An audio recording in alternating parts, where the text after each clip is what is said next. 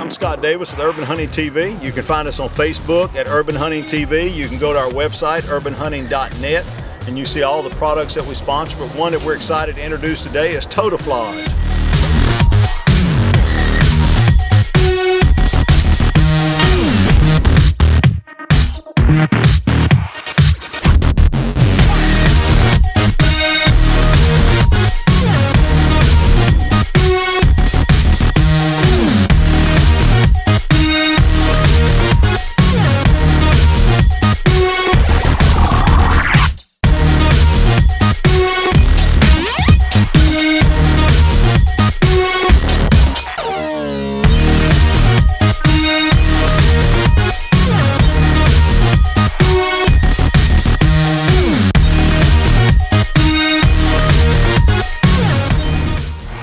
Totaflage. Get a jump on the prey.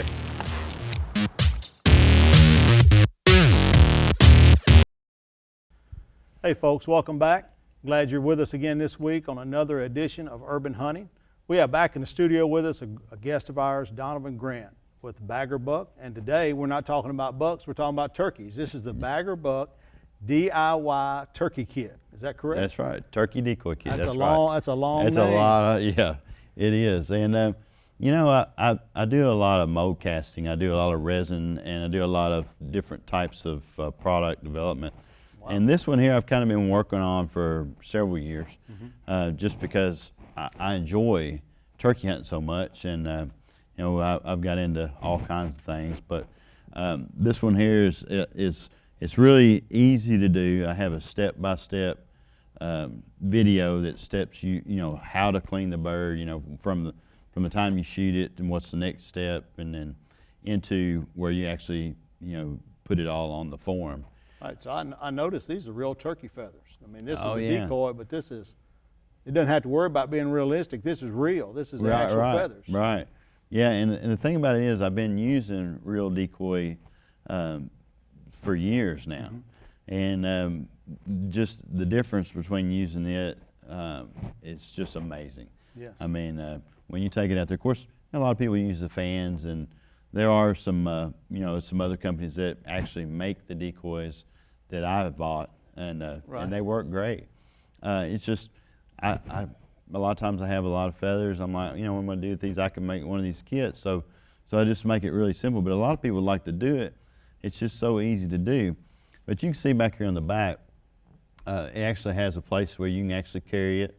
Okay, it has a handle on it right there? It has a handle. Wow. Use the wings. Use, you know, the thing about it is when you're making your kit, there's no perfect way to do it. There's no right or wrong way. I just kind of walk you through the process of how to build your own. Well, that's like turkeys. I mean, you're out in the woods hunting them, and they at a distance, they all look the same, but once they get up, you know, I've killed a number of gobblers where they were missing half their tail feathers, or they had damage on them, you know, because they don't all look identical. They're not all perfect birds. And a lot of times when they have feathers sticking out, then they a lot of times they'll key in on those weaker birds too, you know. Right. Because it's just easier for them. They've already been whooped. They're like, hey, they'll get whooped again. That's another one. Let's go take care of him. Exactly. But you know, one of the things I liked about this product, and I'm going to talk about another one of our sponsors also, is I love unique stuff. And so we were at the governor's hunt this past year, and you showed me a video. You were using Spectre Shot on some turkeys you killed. Oh man, yeah. And Spectre Shot came out with a White Lightning turkey load. Yes. And so we've been using it for the last 3 years since it came out. And you know, the first year they came out with a 12 gauge 3-inch. Then they came out with a 3-inch 20 gauge. And then this past year they came out with a 3.5-inch 12 gauge turkey load. And so I spent a lot of time in the woods with those. But when you were showing me this, I was just amazed that you were telling me it was a real life. You know, the decoy looked different. Yeah. But then when you started explaining to me, I'm like, man, I got to find out more about this. This is interesting. I'm going to tell you something about Spectre Shot. And hey, I'm a believer. I'm telling you right now, I've shot a lot of different rounds, and you know, if you aim straight, you know, it helps. But if you got something target acquisition and trigger pull means a lot. Yes, but I tell you what, I really enjoy shooting that shell. I mean, I guess maybe it was 2 or 3 years ago, and you know, I had got a sample of that shell, and I tell you what, I've used them ever since. And And a lot of my videos, especially on YouTube, I'm using that, and I'm telling you, hey, Kentucky last year I shot a bird, and there was no movements. There was just boom, Down. right down. He was done, you know, and I really enjoy that load. I mean, I know you shoot it, Yeah. and but I shoot it religiously, even with their duck hunting load, their waterfowl load. But there's a lot of great products out there. Another product we have here on the table is with Cedar Hill Game Calls. Cedar Hill Game Calls they specialize in the little scratch call. I don't know if you've ever seen this call. Yeah, I've seen those, yeah. But I had not seen it until this past year, and it is more of a purring call, but it is such a unique build right here. It has two pieces, and so you have the little scratch box, and you have the little piece, and it makes this unique purring sound if I can get it to make. See there? Sounds good. So, so for turkeys coming in at close range, it's a great purr. That's Cedar Hill Game Calls, and you can find them at cedarhill.com and look at them and look at they got an assortment of calls, duck hunting calls, deer grunt calls, as well as push button calls, slates, everything. And where are they from? Are they local? Or? Downsville, Louisiana. So, Way in North Hills, Pine Hills of Louisiana. Wow. But, you get turkey hunting has, for a long time, was kind of a unique sport. It still is today. It's a lot more accepted today, but 20, 30 years ago, especially in Louisiana, you were a little different if you turkey hunted. There wasn't a lot of them. People didn't understand the bird. Today, there's a lot more education about it, a lot more understanding of the bird, and it's such a fabulous trophy. And so a lot more people do it. But well, I build calls, and that right there is an amazing call. I mean, the scratch calls have been around for a long time. I would even say, I'm going out there a little bit by saying it, but probably as long as the box call. Okay. But I mean, it is a very, very unique sound and call, and that's a beautiful call right there. Well, Cedar Hill, Jerry Antley, who is the founder of Cedar Hill Game Calls, he was at the NWTF show this past year when I got to meet him, and he was telling me that he'd been building these calls since 1981. Wow. And I thought, 81, man, that's a number of years you've been building these calls, and he's sold like 50,000 of them over the last 20-something years, which is a bunch. That's a bunch of little scratch boxes to sell. It is, yeah. So we got to talking, and he sent me some of them to turkey hunt with this past year, and it was just great to have somebody that was another believer in the sport and enjoys the sport. And so I love unique stuff like that. And like I said, when your call, I mean, the slate I got from you this past year, one of the biggest birds we harvested this year. We harvested with that slate call, man. It's amazing. Pluck and purr with that thing, man. Got that big gobbler to come in. I mean, it was pretty impressive. It is amazing. All of the calls, you talk about the NWTF, all the calls that are in that building, and I tell you what, NWTF is huge. I mean, it's been great for us hunters, and it's been great for us call makers. And it's great that we all get to go there and meet, and I've done that show for years now. And every year I go there, it's just amazing, everything new that you see. The new stuff, the new people, some of the old faces with new stuff. I mean, it's impressive. At this time, hey, let's take a break. Let's go do some hunting. And you got a hunt you want to share with us. Oh, yeah. Well, this was the governor's. Okay. And this was actually using a spectre shot. And there's two different camera angles here, but it looks like we're further away than we are. But we're only about 15, maybe 18 yards from this. But we're actually using this decoy here. Okay. And go ahead and show, see. This is one that's set up actually behind a hen that we had out there. But you'll see him. Just watch real good. You'll see him. He shows up there about close to the end of the hunt. Well, let's check this hunt out, folks. Stay with us, and we'll be back right after this hunt.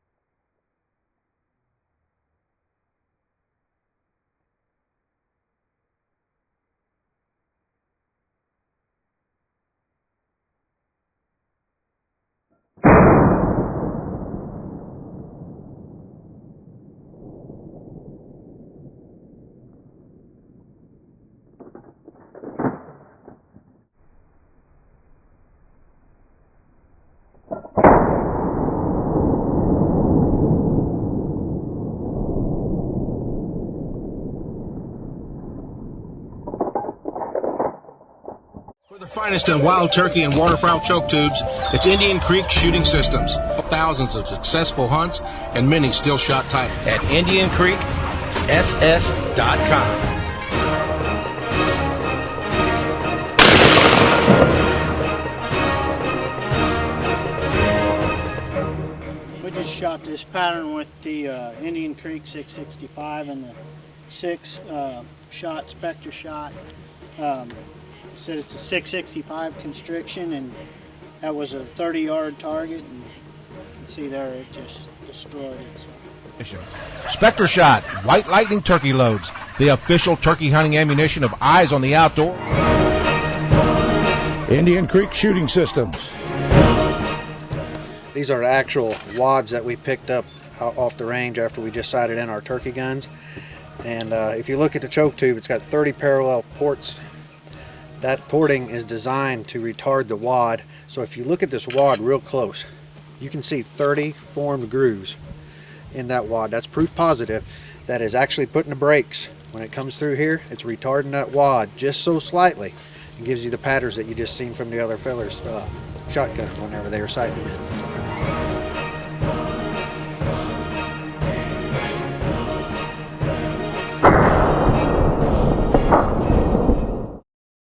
Well, man, I tell you what, folks, welcome back. What do you say? I mean, a down bird's a down bird. Hey, I'm telling you, what about that shot? That was it.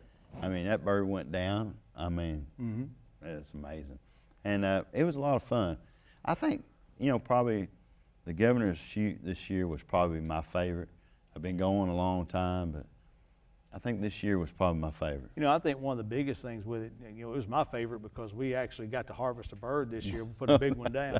But just the fact they changed the location. I mean, they had it at a certain location for a number of years. They changed it to the factory in Franklin. Yep. And it was a very intimate venue. And I felt like everybody there, kind of knew each other from years past. And even people we didn't know were friendly. And it was just a great event. Got to see a lot of good people. Well, did you eat any of that Asian carp I had there? It was good, wasn't it? Hey, I tell you right now, I tell people that, they're like, no. Hey, that stuff's good. Hey, Johnny Allred with the TWRF, he does a good job putting those things on. Oh, I tell you what, I have fun every year, but for some reason this last year, it was the best that I've ever been to. I mean, like I said, it was probably that new venue, but there was a lot of people there. There was a lot of birds that were killed. Yes, it was a good year for it. It was a great year.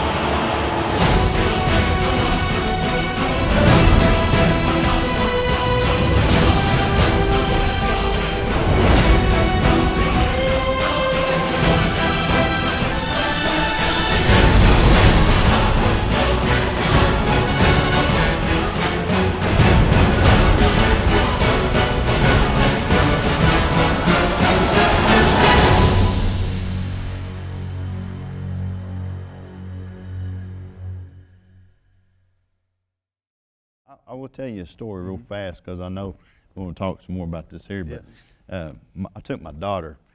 You always talk about how take a young person with you. I took my daughter when she was young, and we were walking through the woods, and she said, "Daddy, can I make a call?" I said, "No, not yet."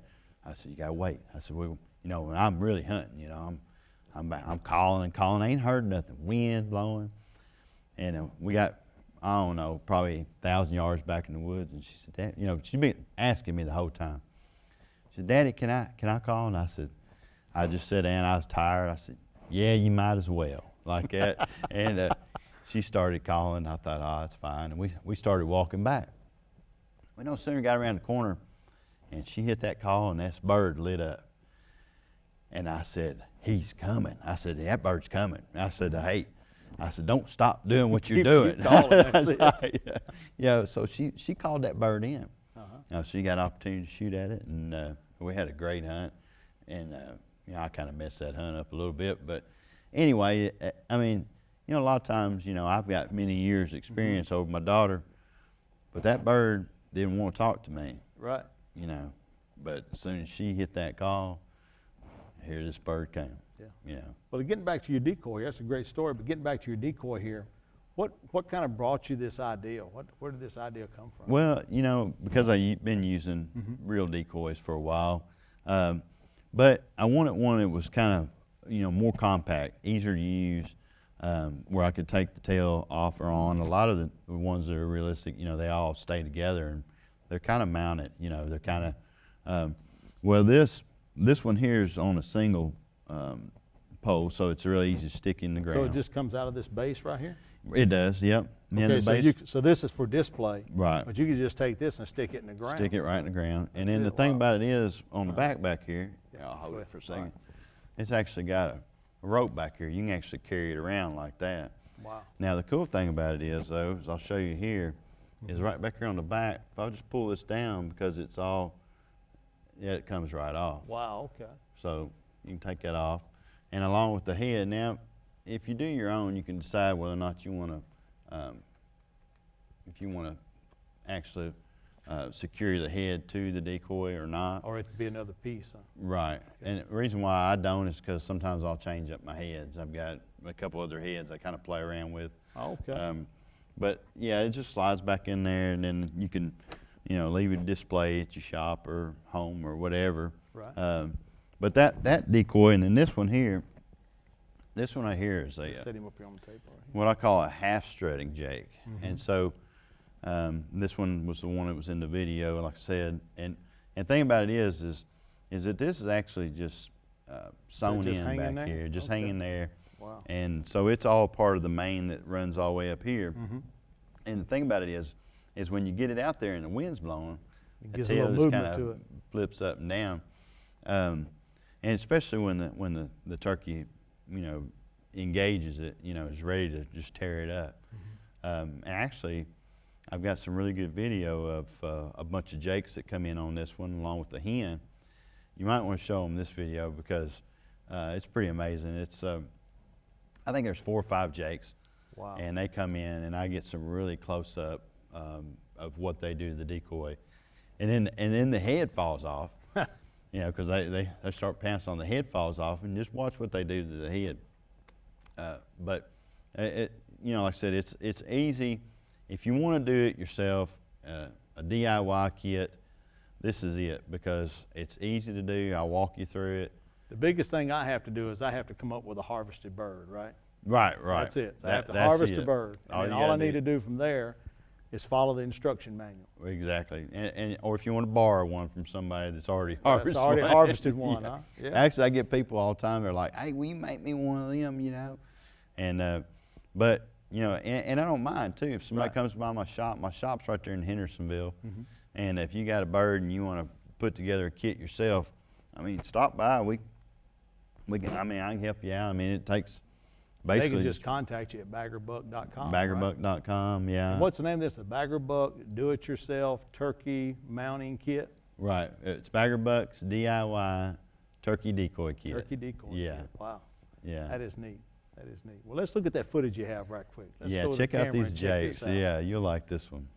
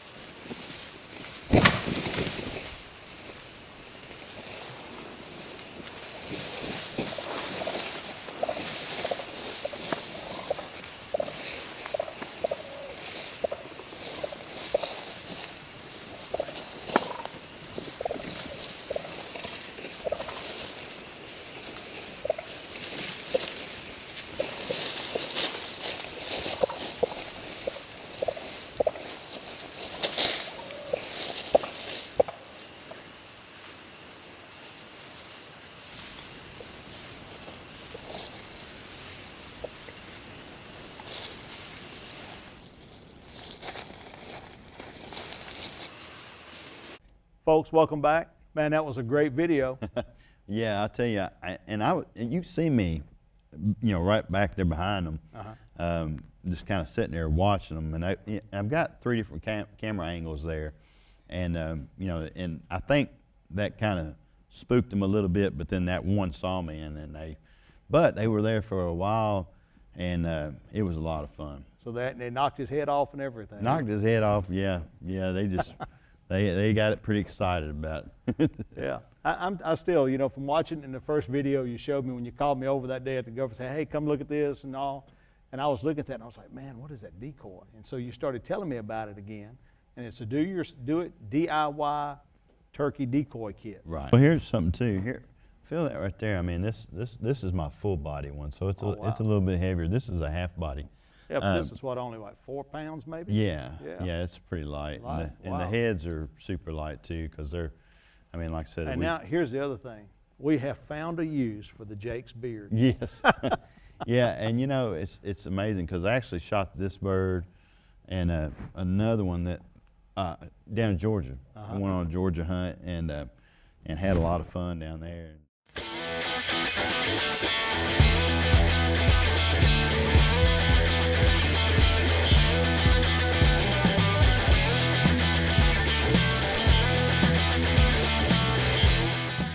But Donovan, I want to just thank you today for coming in and Hey, talking to you I about appreciate this. it. Yeah, Give us the name yeah. of this decoy again. It's DIY, Bagger Bucks DIY Turkey Decoy Kit. Turkey decoy kit at baggerbucks.com. All that information is at the bottom of the screen. And if you want to hook up with Donovan, make sure you go to baggerbuck.com and contact him. Contact us at urbanhunting.net. Let us know if you've got a place to turkey. Say, for example, you've got some turkeys that are just messing up your flower beds and you need some way to control that. Rather than spending all that money on turkey deterrent, just call urbanhunting.net or get in touch with urbanhunting.net, and we will selectively take out those mean gobblers. Big ones. Big ones. Enjoy Kevin Blake Weldon. See you next week on urbanhunting.net.